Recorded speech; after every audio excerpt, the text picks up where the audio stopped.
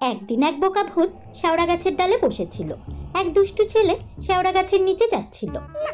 বসে বসে খুব বোরিং ফিল করতেছি, কেউ এই পাশ দিয়ে যাচ্ছেও না যে তার সাথে মজা মশকরা করবা।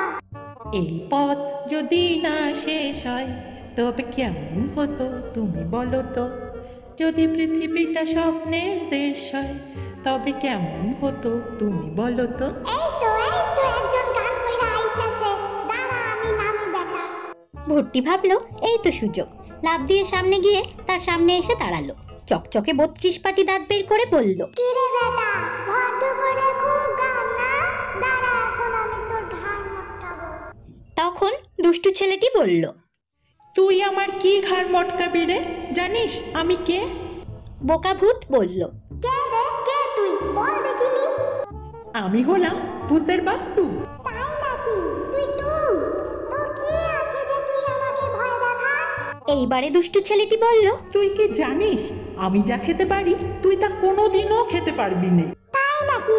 দেখা দেখি। এইবারে দুষ্টু ছেলেটি মাটির পাতিল বের করলো। এক পাতিলে ছিল দই, আরেক পাতিলে ছিল সাদা চুন।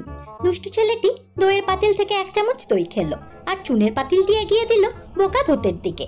নে এইবার তুই খা দেখি। বোকা ভূত তো আর এত কিছু বোঝেনি, সে যেই 1 চামচ মুখে দিয়েছে অমনি এই বলে চিৎকার করতে করতে হাতের থেকে সবকিছু ফেলে দিয়ে দুষ্টু ছেলেটির পায়ে গিয়ে পড়লো। হীরা জহরত যা আছে এক্ষুনি সব বের করে দে আমায়।